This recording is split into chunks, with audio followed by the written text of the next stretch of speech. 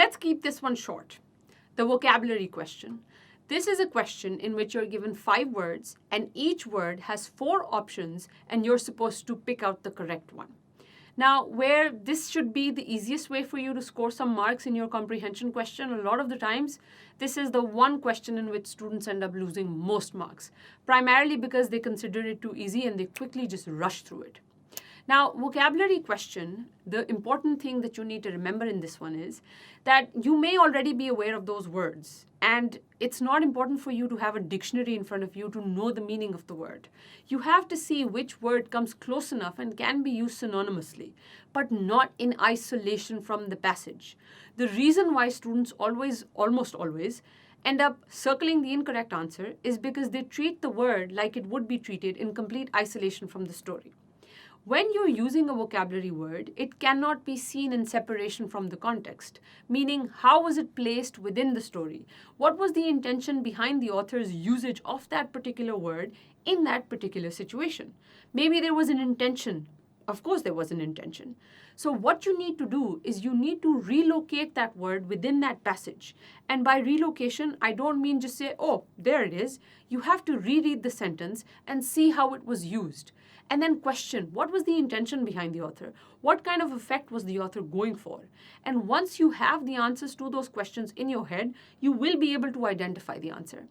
A lot of the times, to trick the students, what the examiners do is they give words that are almost interchangeable, meaning that there's a very slight difference between the meaning of each word. Now, what that does is it confuses the student.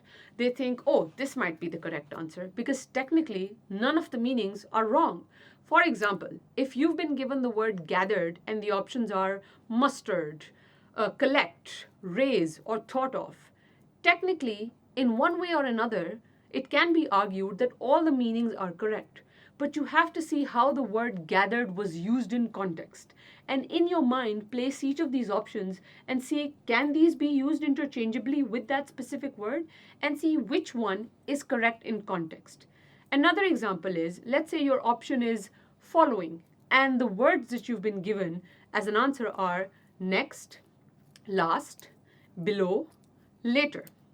Now let's say the sentence is the following thing that happened.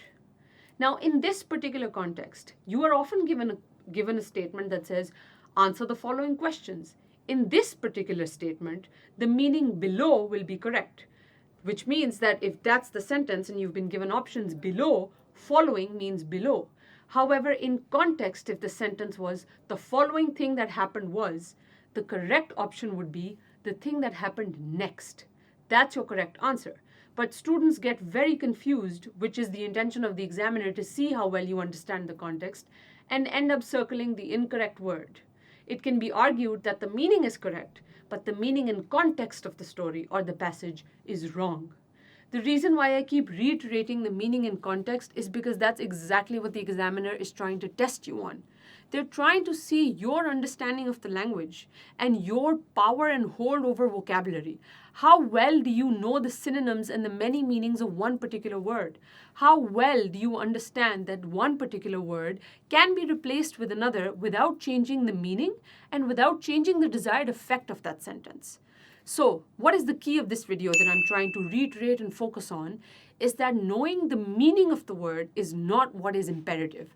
Knowing the meaning of the word in that particular context is. And in order to accomplish that, you have to make sure you are rereading that sentence and are fully aware, mindfully aware of the context that has been provided to you. Once you have that, trust me, these 5 marks, they're a piece of cake.